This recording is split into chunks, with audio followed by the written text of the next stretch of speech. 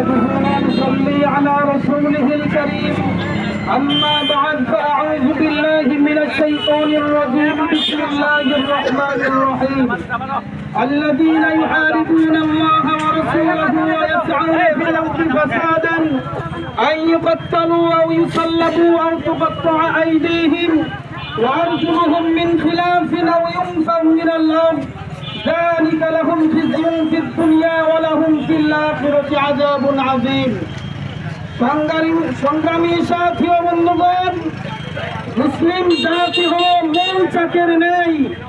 কোন জায়গায় গাছে যদি নিচেও মৌচাক লাগে, মানুষ নিচ দিয়ে হেঁটে গেলে মৌচাকের মৌমাছি তাকে কিছু বলে না, কিন্তু মৌচাকে কেউ যদি খোঁচা দেওয়ার চেষ্টা করে মৌমাছি কিন্তু আর তাকে ছাড় দেয় না। সংগ্রামী সাথী ও বন্ধুগণ, প্রিয় তাওহীদি জনতা, মুসলিম জাতি মৌচাকের নেই। তারা প্রথমে কাউকে কিছু বলে না, কিন্তু আমাদের ইমানে যখন খোঁচা দেয় তাকে কখনো ছাড় দেয় না।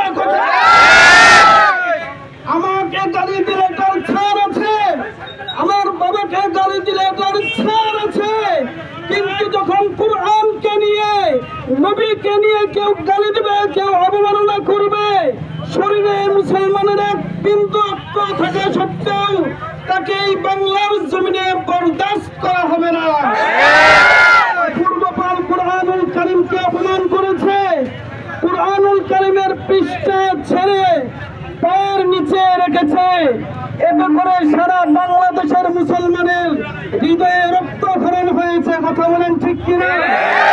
এই জন্য সারা বাংলাদেশ দাবি জানিয়েছে, আমরাও দাবি জানাচ্ছি, যাতে করে বাংলাদেশের জমিনে অতি সত্বর সংসদে কুরআন অবমাননাকারীর এবং নবী অবমাননাকারীর ফাঁসির আইন চালু করা হয়। ইমানের দাবি, এটা আমাদের প্রাণের দাবি। নাসরুম মিনাল্লাহি ওয়া ফাতহুন করিব।